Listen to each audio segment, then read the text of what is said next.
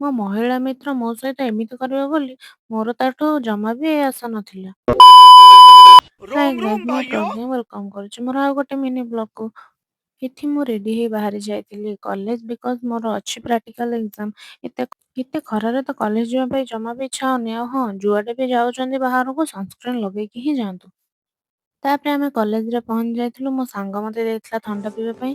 ତାପରେ ଆମେ ଏଠି ଯାଉଥିଲୁ ଏକ୍ଜାମ ଦବା ପାଇଁ, ପ୍ରାକ୍ଟିକାଲ ଏକ୍ଜାମ ଦେଇକି ବସିଥିଲୁ ଭାଇବା ଦବା ପାଇଁ। ଭାଇବାରେ କଣ ପଚରା ହବ ସେ ଟେନସନରେ ମୁଣ୍ଡ କିଛି କାମ କରୁନଥିଲା।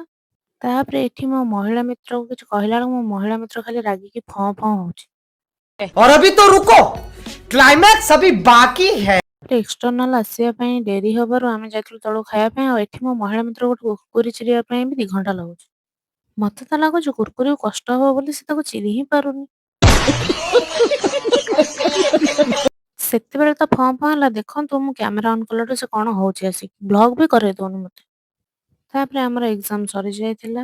ଏକ୍ଜାମ ସରିକି ମୋ ସାଙ୍ଗର ମୋର ଆସିଥିଲୁ ଭାରି ଘରକୁ। ଘରକୁ ଆସି ସାରିଲା ପରେ ମୁଁ ଆଜି ଖାଇଥିଲି ଭାତ, ଦହି, ଚିକେନ, ମାଛ, କୋବି ଭଜା, ଶାଗ ଭଜା ଆଉ ସନ୍ତୁଳା। ଏଇଠି ମୁଁ ବ୍ଲଗଟା ମୋର ଖତମ କରୁଛି। ଦେଖାହବ ନେକ୍ସଟ ବ୍ଲଗରେ। Thank you so much for watching.